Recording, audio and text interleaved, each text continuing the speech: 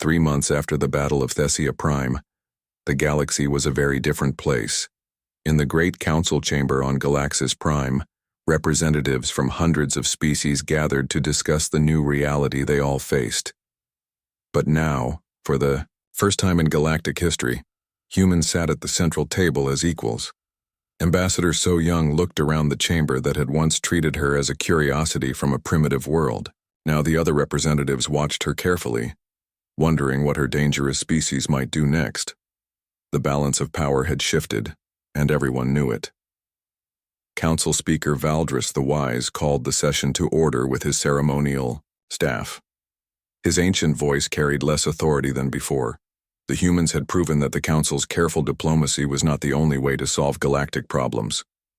We are gathered today to discuss the events at Thessia Prime, Valdris said carefully. The human intervention has created new situations that require our attention. Military advisor Thane Stormcrest activated a holographic display showing the aftermath of the battle. The Krex fleet had been completely destroyed, with only a few survivors fleeing into unknown space. It was the first major defeat of the Krex dominion in recorded history. The humans accomplished what we believed impossible, Thane said. They defeated a Krex fleet using civilian ships and improvised weapons. Our military analysts are still trying to understand how this happened.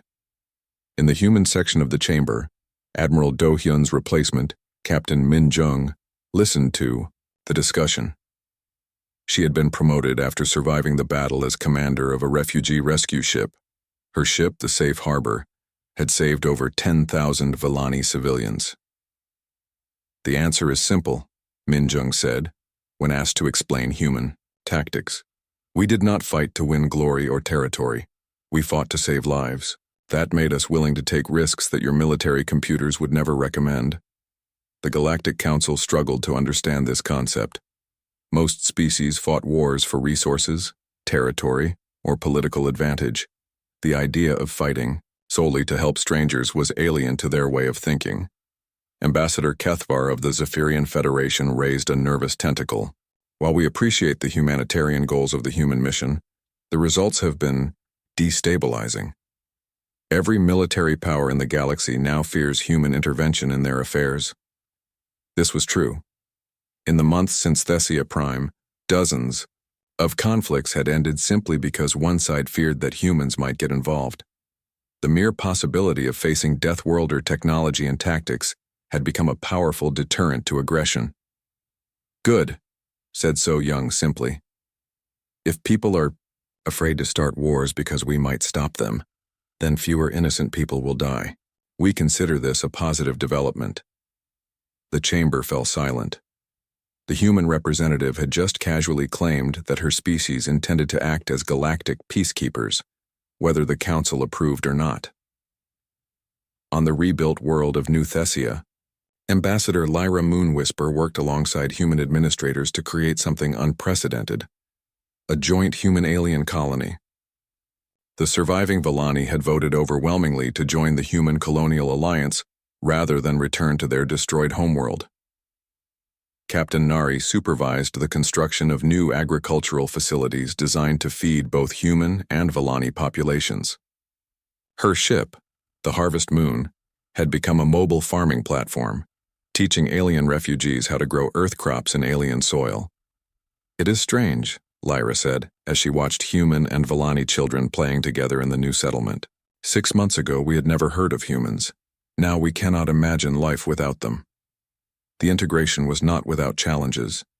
Humans and Vellani had different dietary needs, different social customs, and different approaches to technology. But they shared something more important: gratitude and mutual respect earned through shared hardship. Dr. Sang-min had survived the battle by ejecting from his ship before its final approach. Now he worked in a joint research facility, studying how Earth organisms could be used to terraform damaged worlds. His biological weapons had become tools of healing rather than destruction. We are creating something new, he told his mixed team of human and alien scientists. Not human culture or Vellani culture, but something better than either could achieve alone. The success of New Thessia encouraged other species to reconsider their relationships with humanity. the peaceful coalition sent diplomatic missions to Earth, seeking alliance against more aggressive neighbors. The elegant empire offered to share their crystal-growing technology in exchange for human protection. But not everyone welcomed the new galactic order. The hegemony of superiority, a coalition of militaristic species, saw human influence as a threat to their dominance. They began building new fleets and forming alliances specifically to counter human expansion. Captain Taemin's grandson, Wu Jin, had joined the Colonial Defense Force after his grandfather's heroic death at Thessia Prime. He now commanded a patrol ship near the edge of human space, watching for signs of hegemony activity. Grandfather was right, he told his crew during a routine patrol. The scariest thing in the universe is not doing anything when people need help. But the second scariest thing is people who want to stop us from helping. His sensors detected movement in a nearby system, hegemony ships surrounding a peaceful trade world. The inhabitants were sending distress calls, but no one was responding. It was Thessia Prime all over again. All crew to battle stations, Wu Jin ordered. Send a message to Colonial Command. Tell them we have another situation that requires immediate attention. Within hours, human ships were converging on the threatened system. They came from mining operations, cargo runs, and colonial patrol duties. Once again, the Deathworlders were answering a call for help. Back on Galaxis Prime, the Galactic Council received reports of the new crisis with growing alarm. The humans were intervening again, this time against a major military power. The careful balance that had maintained galactic peace for millennia was crumbling. We must establish formal protocols for human intervention, insisted Valdris. Their actions, however well-intentioned, threatened galactic stability. Ambassador So Young listened to the debate with patience she had learned from months of diplomatic training. Finally, she stood to address the chamber. Speaker Valdris honored representatives, she said in a clear voice. Humanity did not seek the role we now play in galactic affairs. We would prefer to tend our colonies and explore new worlds in peace. But when innocent people call for help, we will answer. She paused, looking around the chamber at representatives from species that had watched the Villani die without lifting a finger to help. You created this situation by choosing inaction when action was needed. You formed committees while people were dying. You debated protocols while worlds burned. Humanity filled the void you left behind. The truth of her words hung in the chamber like a judgment. The Galactic Council had failed its most basic responsibility, protecting the innocent, and humans had taken on that burden instead. What do you want from us? Asked Valdris, his ancient voice heavy with weariness. Partnership, So Young said. Work with us to protect the innocent and maintain peace. Use your diplomatic skills and our military strength together. Or step aside and let us do what must be done alone. It was not really a choice, and everyone knew it. The humans had proven they could act unilaterally and succeed. The Council could either work with them or become irrelevant. One by one, species representatives began to voice support for formal cooperation with humanity. Some did so reluctantly, others enthusiastically, but all recognized the new reality. As the session ended, So Young received a message from the fleet heading to stop the latest crisis. Ambassador, came Captain Wu Jin's voice. The hegemony ships are retreating. They did not want to fight us. Another war has been prevented. So Young smiled. This was what humanity had brought to the galaxy. Not conquest or domination, but the simple knowledge that someone would always answer when innocent people called for help. In the months that followed, the Human Colonial Alliance grew to include dozens of species. They came seeking protection, offering cooperation, or simply wanting to be part of something greater than themselves. The alliance was chaotic and sometimes difficult, but it was based on principles that transcended species differences. The galaxy had learned an important lesson. The most dangerous predators were not those who conquered for power, but those who fought for the belief that all life had value. The Deathworlders had kept their promise to help strangers, and in doing so they had changed the universe forever. From their new position as galactic protectors, humanity continued to answer distress calls from across the galaxy. They built hospitals on war-torn worlds, delivered food to starving populations, and stood guard against those who would harm the innocent. The age of human isolation was over. The age of human responsibility had begun, and the galaxy was better for it. The Krex overmind had existed for millions of years, consuming thousands of worlds and countless civilizations. It had never encountered resistance like this. From its massive command bioship, the alien intelligence tried to understand what was happening to its perfect fleet. The humans should have been destroyed by now. Their ships were smaller, their weapons were improvised, and their tactics made no logical sense. Yet somehow, the Krex were losing ships faster than they could replace them. Adapt, the overmind commanded its bioships. Change weapons, modify, tactics, destroy these creatures. But adaptation took time, and the humans were not giving the Krex any time to think. They attacked from unexpected directions, used impossible strategies, and refused to follow any predictable pattern. Captain, Sangmin watched from his research vessel as his biological weapons continued to devastate the Krex fleet. The Earth organisms he had released were spreading from ship to ship, causing system failures throughout the alien formation. But he knew he could do more damage if he could get closer to the enemy. This is Discovery requesting permission to approach the Krex command ship, he broadcast to Admiral Do-hyun. Negative, Doctor. That ship is the size of a space station. You would not survive the approach. Sang-min looked at his cargo hold, filled with the most dangerous organisms from Earth's biosphere. Some of them were bacteria that could survive in hard vacuum. Others were viruses that could adapt to almost any host organism. Admiral, Sang-min said quietly, I have weapons here that could end this war in minutes, but I have to deliver them, personally. Do-hyun understood what the scientist was suggesting. Doctor, that would be suicide. Maybe, Sang-min replied, but 14 million people are worth the risk. The Discovery began its final approach toward the Krex command ship. Enemy weapons tore at its hull, but Sang-min kept flying.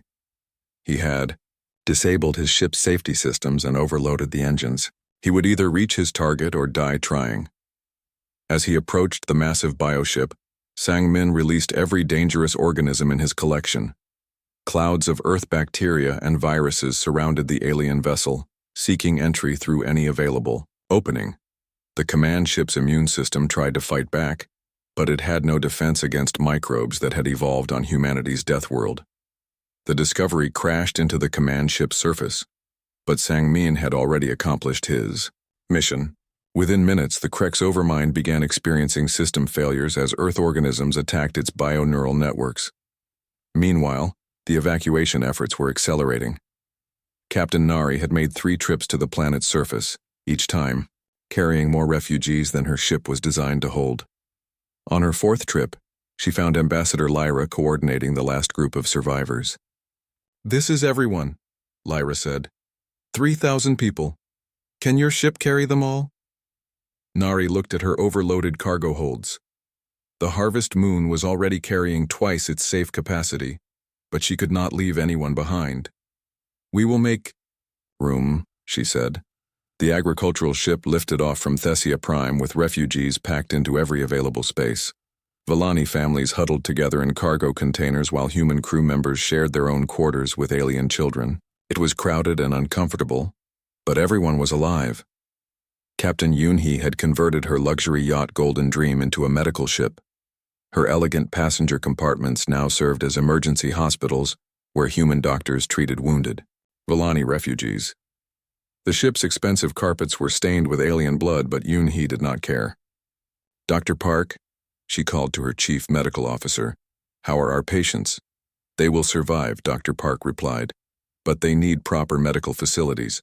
This yacht was not designed for surgery. Then we will redesign it, Yoon-hee said. She had already decided to convert her ship permanently into a medical vessel. Luxury seemed unimportant when people were dying. The space battle reached its climax when the Krex command ship began to malfunction. Sang-min's biological weapons had infected its central nervous system, causing the creature to convulse and fire randomly at its own ships. Admiral Do Hyun saw his opportunity. All military vessels, concentrate fire on the command ship. If we destroy their leader, the rest may retreat. But the command ship was still heavily defended. Approaching it would require flying through a storm of enemy fire. Do Hyun realized that only one ship in his fleet was tough enough to survive the approach. His own battlecruiser. "This is Admiral Do Hyun to all ships," he broadcast. "I am going to ram the enemy command vessel. Continue the evacuation. Get our people and the refugees to safety." His crew protested, but Do Hyun had made his decision. The Incheon's Pride was the most powerful ship in the human fleet, and he was the most experienced captain. If anyone could destroy the Krek's command ship, it was him. The battlecruiser began its final attack run, all weapons firing at maximum power. Enemy biocannons tore holes in its armor, but the ship kept flying. Do Hyun pushed his engines beyond their safety limits, knowing that he would only get one chance. "For Earth," he whispered, as the Incheon's Pride struck the Krek's command ship. Explosion could be seen from the planet's surface. Both vessels disappeared in a ball of nuclear fire that briefly outshone Thessia's sun. When the light faded, the Krek's command ship was gone, and with it the alien fleet's coordination. Without the Overmind's guidance, the remaining Krek's bioships began fighting each other for dominance. Some tried to retreat, others attacked their former allies, and a few simply shut down completely. The perfect unity that had made them unstoppable was broken. Captain Jin Ho led the final assault on the confused alien fleet. His mining ships used their industrial equipment to devastating effect, cutting apart bioships that no longer knew how to work together. The battle that had seemed impossible was turning into a human victory. "All Krek's vessels are retreating or destroyed," reported Communications Officer Yu Jin from the surviving command ship. "We have won." The human fleet regrouped around Thessia Prime, counting their losses and tending to their wounded. They had lost over 1,000 ships and thousands of brave volunteers, but they had saved 2 million Vellani civilians and proven something important to the galaxy. Captain Kyung Ho looked at his cargo hold, filled with Vellani refugees who stared at him with gratitude and amazement. "Why did you come?" asked an elderly Vellani scholar. "We are strangers to you." Kyung Ho thought for a moment. "That is exactly why we came," he said. "Strangers need the most help." As the human fleet prepared to leave Thessia Prime, they carried with them not just refugees, but the knowledge that they had changed galactic history. The age of human isolation was over. They had proven themselves as protectors of the innocent and enemies of those who would harm them. The Galactic Council would have to recognize this new reality, whether they wanted to or not. The Deathworlders had spoken, and the universe would never be the same. In the wreckage of the Krek's fleet, a few surviving bioships limped away into deep space. They carried with them a new fear. The knowledge that somewhere in the galaxy lived a species that would cross interstellar distances to fight for people they had never met. The humans were no longer just another minor species. They were the people you called when the impossible needed to be done. The human fleet dropped out of faster-than-light travel at the edge of the Thessia system and found hell waiting for them. Thessia Prime hung in space like a dying jewel, its once beautiful crystal cities now burning under clouds of toxic smoke. The planet's 3 continents were no longer green and blue. 2 had been stripped completely bare, leaving only gray wasteland behind.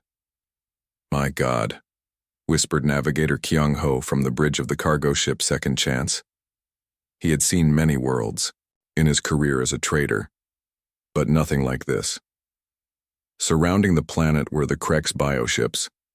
They looked like living nightmares, massive organic vessels that pulsed with internal light. Some were as large as cities, their surfaces covered with weapon pods that looked like infected wounds. Smaller ships moved between them like antibodies in a diseased bloodstream. Admiral Do Hyun stood on the bridge of the Incheon's Pride and counted the enemy vessels. There were over 200 major bioships and thousands of smaller craft. His own fleet had 6,000 ships, but most were converted civilian vessels with improvised weapons. "Sir," reported Communications Officer Yu Jin, We are receiving a transmission from the planet's surface. The main screen flickered to life, showing Ambassador Lyra Moonwhisper. She looked terrible. Her pale skin was covered with cuts, and her elegant robes were torn and dirty. Behind her, crystal buildings crumbled under alien fire. "Human ships," she said, her voice filled with desperate hope. "You came. I cannot believe you came." "We keep our promises," Do-hyun replied. "How many of your people are still alive?" "Maybe 2 million on the remaining continent," Lyra said. "The Kreks are moving slowly to savor their feeding. We have perhaps hours before they finish us." Do-hyun nodded grimly. 2 million refugees would require most of his cargo ships, leaving fewer vessels for the fighting. But saving lives was the reason they had come. "All ships," he broadcast on the fleet frequency. "This is Admiral Do-hyun. We have one mission: save as many Villani as possible. Military vessels will engage the Kreks fleet. Civilian ships will evacuate refugees. No one goes home until everyone who can be saved has been saved." The response was immediate. Cargo captains began calculating how many people they could carry. Mining ships prepared their heavy equipment for combat. Agricultural vessels started, mixing chemicals that could be used as weapons. Captain Jin-ho commanded a squadron of mining ships near the fleet's outer edge. His vessels looked clumsy compared to the sleek Kreks bioships, but they had advantages the aliens had never encountered. "Remember," Jin-ho told his captains, "our ships are built to work inside gas giants and near black holes. Their weapons cannot hurt us worse than the universe already has." The first engagement began when a group of Krek scouts approached the human fleet. The alien ships were fast and deadly, their bioweapons firing streams of acid that could melt through most known materials. But they had never fought mining equipment before. Captain Dongwoo of the asteroid processor Rock Crusher watched the enemy ships approach. His vessel was not fast or pretty, but it was incredibly tough. When the Kreks fired their acid weapons, the liquid ran off his ship's armored hull like water. "Their weapons do not work on us," Dongwoo reported with amazement. "Our armor is designed for asteroid impacts. Their acid cannot get through." This gave the human fleet its first advantage. While the Kreks tried to figure out why their weapons were ineffective, the mining ships closed distance and activated their industrial cutting lasers. The lasers were designed to slice through solid rock, but they worked just as well on alien bioships. Dongwoo's first shot carved a mining ship-sized hole through a Kreks destroyer. The alien vessel convulsed like a wounded animal before exploding in green fire. The main battle began in earnest when Admiral Do-hyun ordered his military ships to engage the largest Kreks vessels. The human warships were outnumbered 10-1, but they had something the aliens lacked: experience fighting other humans. Human warfare was based on the assumption that your enemy was just as smart, adaptable, and vicious as you were. This created a style of combat that emphasized unpredictability and rapid adaptation. The Kreks, who were used to overwhelming less advanced species with superior firepower, had no idea how to respond. Captain Tae-min led a squadron of converted civilian ships in a desperate charge against a Kreks mothership the size of a space station.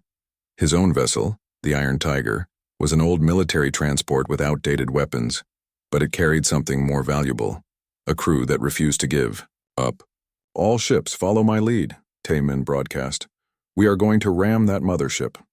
His subordinates thought he was joking until they saw the Iron Tiger accelerate to maximum speed on a collision course. The Kreks mothership tried to destroy the attacking ships with its massive biocannons, but the human vessels scattered and reformed in unpredictable patterns. "This is insane," called Captain So-min from the converted freighter Lucky Star. "We will all die." "Maybe," Tae-min replied, calmly, "but the aliens will remember us." The Iron Tiger struck the Kreks mothership near what appeared to be a vital organ cluster. The impact destroyed Taemin's ship instantly, but it also created a massive breach in the alien vessel's bioarmor. The following ships poured through the gap, firing their weapons into the creature's interior. Meanwhile, the evacuation efforts were proceeding under fire. Captain Nari had converted her agricultural ship Harvest Moon into a refugee transport, but reaching the planet's surface required running a gauntlet of Krek's defenders. "This is Captain Nari requesting escort to the surface," she called. "Negative," replied a military controller. "The approach is too dangerous. We cannot spare fighters for escort duty."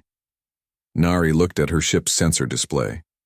The path to Thessia Prime was filled with enemy vessels, but she also saw something else: millions of innocent people waiting to die if no one helped them. "Then I will go alone," Nari said, turning off her radio. The Harvest Moon was not built for combat, but it was built to survive hostile environments. As Nari descended toward the planet, Krek's fighters swarmed around her ship. Their weapons scored her hull and damaged her engines, but they could not stop her. She landed in what remained of the Villani capital city and found Ambassador Lyra waiting with thousands of refugees. The beautiful crystal beings looked terrified, but hopeful as they saw the human ship. "How many can you carry?" Lyra asked. Nari looked at her cargo holds designed for grain shipments. "More than you think," she said. While evacuation ships worked on the surface, the space battle continued with increasing desperation. The humans were inflicting damage on the Krek's fleet, but they were taking losses as well. Every few minutes, another human ship disappeared in a ball of fire. Dr. Sang-min made his contribution to the battle in an unexpected way. His research vessel Discovery was not armed, but it carried something potentially more dangerous: Earth organisms that the aliens had never encountered. "Launching biological samples," Sang-min reported as his ship fired canisters into a group of Krek's bioships. The canisters burst open, releasing clouds of Earth bacteria and viruses into the alien vessels. The Krek's bioships were living organisms, and their immune systems had no defense against microbes from humanity's deathworld. Within minutes, the infected ships began shutting down as alien bacteria consumed their internal organs. Captain Jun-woo made the battle's most famous sacrifice when he realized his damaged mining ship could no longer fight effectively. His vessel, the Deep Digger, had been designed to move asteroids, and its magnetic grapples were still functional. "All ships, this is Jun-woo," he broadcast.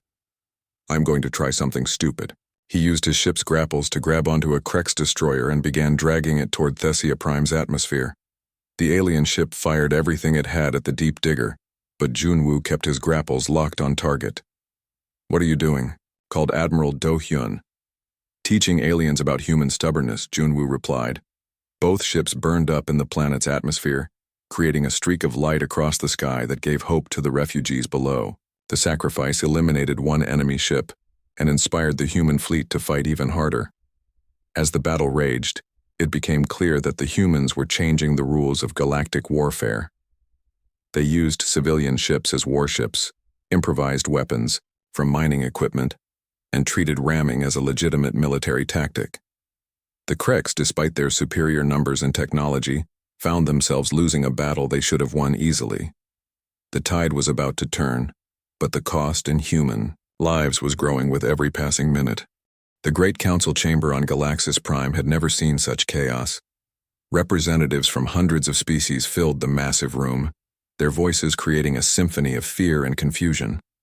At the center of it all, Council Speaker Valdris, the HFY, struggled to maintain order with his ceremonial staff. "Silence!" Valdris boomed, his ancient voice echoing off the crystal walls. "We must discuss this crisis calmly." But there was nothing calm about the situation. The humans had assembled the largest military fleet in recorded galactic history, and they were heading straight for a war zone. Every species in the council had heard stories about humans, terrifying creatures from a death world so dangerous that it killed most life forms simply by existing. Ambassador Kethvar of the Zephyrian Federation stood up, his blue skin pale with fear. "The humans have over 6,000 ships now," he said, his voice shaking. "They are coming together from across their territory. This is not a rescue mission. It is an invasion force." Military advisor Thane Stormcrest activated a holographic display showing the human fleet. The image filled the center of the chamber, and many representatives gasped at what they saw. The fleet was enormous, chaotic, and completely unlike anything in their military databases. "Our analysis shows that most of these vessels are civilian ships," Thane said. "Cargo haulers, mining equipment, agricultural transports. They have been modified with weapons, but they are not proper warships. An elderly representative from the peaceful coalition raised a tentacle. Then surely they cannot be a real threat? Our military models show that improvised weapons are far less effective than proper military equipment. Thane's expression grew grim. That would be true for any other species. But these are humans. They come from Earth, a world so violent and unpredictable that it has created the most adaptable and dangerous species we have ever encountered. He changed the holographic display to show images of Earth. The council members saw massive storms that could destroy cities, earthquakes that split continents, and volcanoes that blocked out the sun. They saw creatures with teeth like knives and poison that could kill in seconds. Humans evolved on a world that tried to kill them every day. Thane continued. They learned to survive by being more aggressive, more adaptable, and more determined than anything else on their planet. They do not give up when they are losing. They do not retreat when they are outnumbered. They fight harder when they are afraid. A representative from the Elegant Empire, a species known for their beautiful crystal cities and peaceful nature, stood up nervously. Surely you exaggerate, Advisor Thane. No species can be that dangerous. Thane pulled up a classified military report. 3 years ago, a single human cargo ship was attacked by pirates near the Outer Rim. The ship was carrying grain and had no weapons. The pirates had 5 armed vessels and expected an easy victory. The chamber grew quiet as Thane continued. The human captain used his cargo as a weapon. He ejected tons of grain into space, creating a cloud that blinded the pirate ships. Then he rammed his vessel into their flagship at full speed. The collision destroyed both ships, but it also disabled the entire pirate fleet. What happened to the human captain? Someone asked. He survived the crash and boarded one of the pirate ships. Using nothing but maintenance tools, he captured the entire crew and flew their ship to the nearest port. Thane paused. When asked why he did not surrender, he said that surrendering would have been inconvenient. The council chamber erupted in nervous chatter. This was exactly what they feared about humans, their complete unwillingness to accept reasonable defeat. Valdris called for order again. What do our intelligence reports say about human military capabilities? Thane brought up more data. Humans have been in space for less than 2 centuries, but they have already fought 3 major wars and dozens of smaller conflicts. They have never lost a war. When they are attacked, they do not negotiate. They do not compromise. They eliminate the threat completely. He showed images of human military equipment, unlike the elegant, streamlined designs preferred by most galactic civilizations. Human weapons looked brutal and functional. They build their technology to work in the worst possible conditions. A human rifle will fire after being buried in mud for a week. A human ship will keep fighting even after losing half its hull. Ambassador So-Young, the human representative to the Galactic Council, sat quietly in her designated area. She was a small woman with kind eyes, but the other representatives kept their distance from her. They had heard too many stories about human unpredictability. Ambassador So-Young, Valdris said carefully, can your people be convinced to abandon this mission? The Galactic Council is prepared to offer significant compensation for their cooperation. So-Young stood up slowly. She had been expecting this. Question. Speaker Valdris, with respect, you do not understand humans very well. We do not help others because we expect payment. We help because it is right. But surely your leaders can order the fleet to return? Asked the Zephyrian representative. The fleet is made up of volunteers, So-Young explained. They are not following orders from any government. They are following their consciences. No human authority could stop them now, even if they wanted to. This caused another wave of panic in the chamber. An uncontrolled military force was the greatest fear of the Galactic Council. They had spent millennia creating careful balances of power to prevent exactly this situation. Military advisor Thane brought up tactical projections. If the humans attack the Krex fleet directly, our models predict a 78% chance of human defeat. However, the surviving human ships would likely retreat and return with reinforcements. How many reinforcements? Valdris asked, though he feared the answer. All of them, Thane said grimly. Human history shows that they respond to defeats by increasing their commitment to a conflict. If this fleet is destroyed, humanity will declare total war on the Krex dominion. The implications of this were staggering. The Krex were already the most dangerous military threat in the galaxy. A war between humans and Krex could destroy hundreds of worlds. What if the humans win? Asked a representative from the Quiet Worlds Alliance. Thane's expression became even more serious. Then humanity will have proven that they are the dominant military power in the galaxy. Every species will have to choose between human friendship or human conquest. Ambassador So Young felt compelled to speak. The Galactic Council has misunderstood human intentions for decades. We do not seek conquest, we seek cooperation. But we will not stand by while innocent people are murdered. Your words are reassuring, Valdris said diplomatically, but your actions are threatening. 6,000 warships heading toward a battle. Zone sends a clear message. The message is simple, So Young replied. When people call for help, humans answer. We would prefer to work with the Galactic Council, but we will work without you if necessary. The chamber fell silent. This was the moment every representative had been dreading.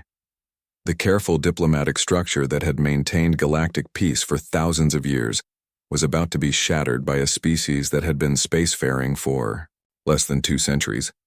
Valdris made the decision that would define his legacy. The Galactic Council officially requests that all member species avoid involvement in the conflict between humans and the Krex Dominion. We will observe the situation and provide assistance to any refugees, but we will not take sides. It was a cowardly decision, and everyone in the chamber knew it. The Council was choosing to watch while either the humans or the Villani were destroyed, rather than risk their own comfortable positions. As the session ended, representatives scattered to contact their home governments. Emergency fleets were prepared, not to help with the rescue, but to defend their own worlds from whoever won the coming battle. Ambassador So Young remained in the chamber after the others left. She looked up at the beautiful crystal ceiling and wondered if this would be the last time she would see it. After today, humans would never again be just another minor species in galactic politics. Her communicator chimed with a message from the human fleet. Ambassador, came Commander Hyun-Soo's voice, we are approaching Thessia Prime. The Krex fleet is larger than we expected. If we do not return, tell Earth that we tried to do the right thing. So Young closed her eyes and whispered a prayer for brave people heading into an impossible battle. Then she prepared to represent humanity in whatever new galaxy would emerge from the chaos. The news of the rescue mission spread through human colonies like a storm. On every world, in every space station, people heard about the alien world under attack and the volunteer fleet heading to help. Many wanted to join, but they were too far away. Others helped by sending supplies, weapons, and equipment to ships already traveling to the fight. On the agricultural world of New Terra, Nari was loading grain onto her cargo ship when she heard the news. She was a tall woman with sun-darkened skin from years of farming under an alien sun. Her ship, the Harvest Moon, was built to carry food between colonies, but Nari had other ideas for it now. Change of plans, she told her crew over the radio. We're not delivering this grain to the inner colonies. Her second-in-command, a young man named Dong-Soo, looked confused. Where are we taking it then? To feed an army, Nari said. She began calculating how fast her ship could travel to catch up with the main fleet. The Harvest Moon was not fast, but it was reliable. It had survived meteor storms and solar flares that would destroy weaker ships. Nari called the other agricultural ships in her area. There were dozens of them, cargo vessels, processing ships, and mobile farms.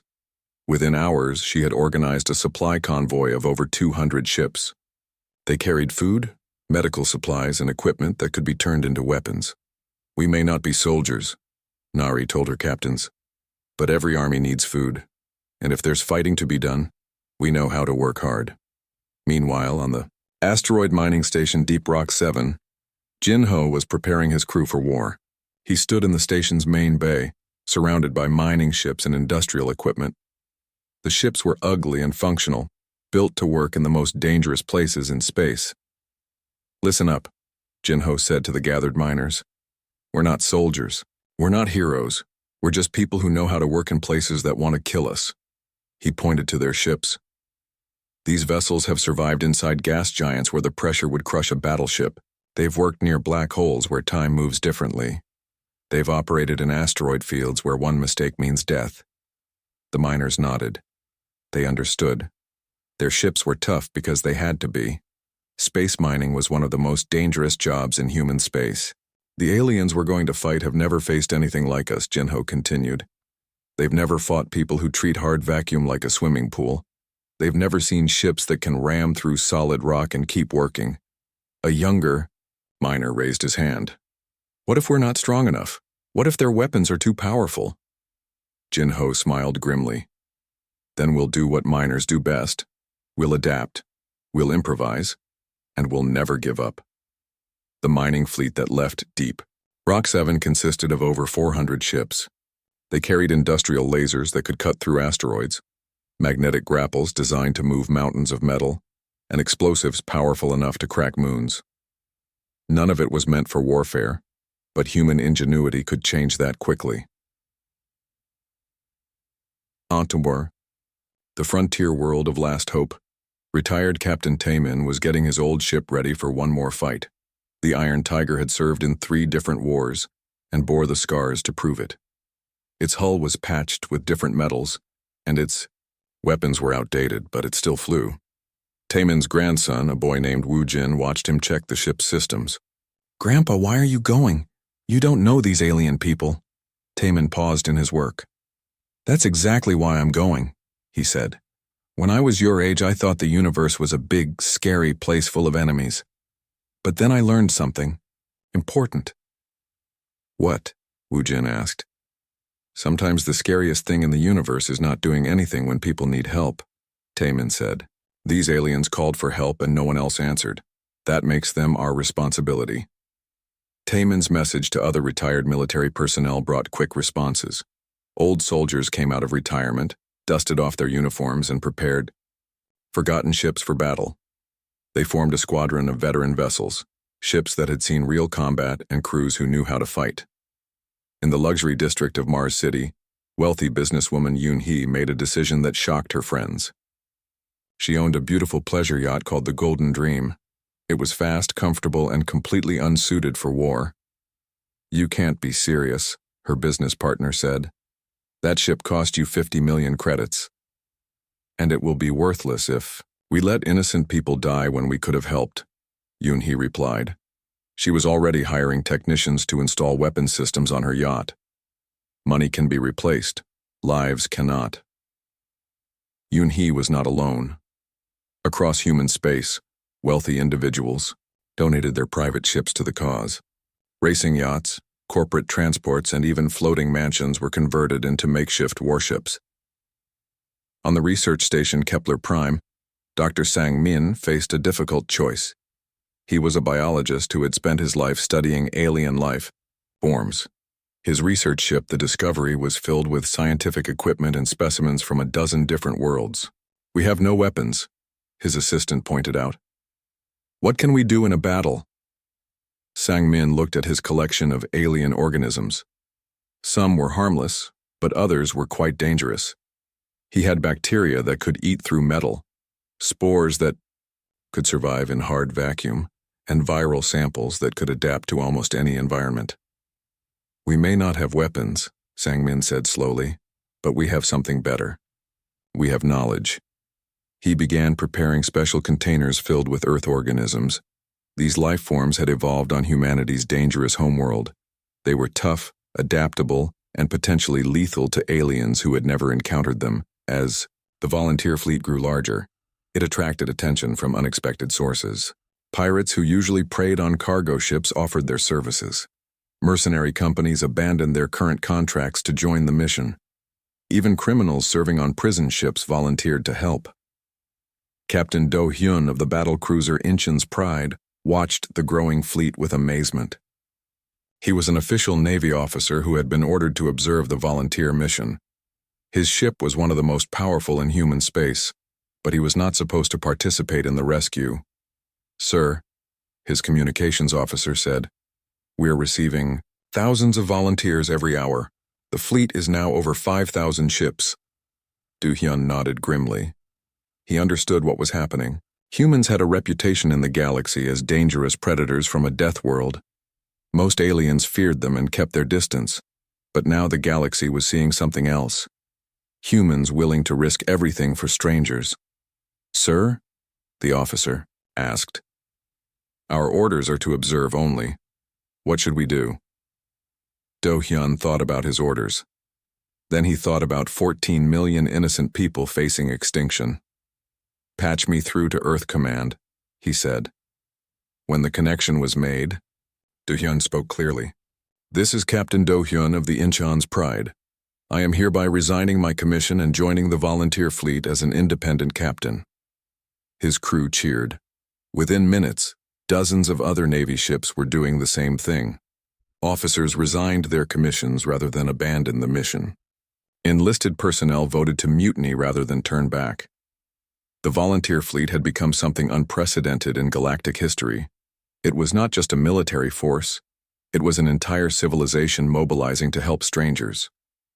Farmers and miners worked alongside soldiers and scientists. Rich and poor served together on the same ships. As the fleet traveled through space toward Thessia Prime, the volunteers prepared for battle in their own ways.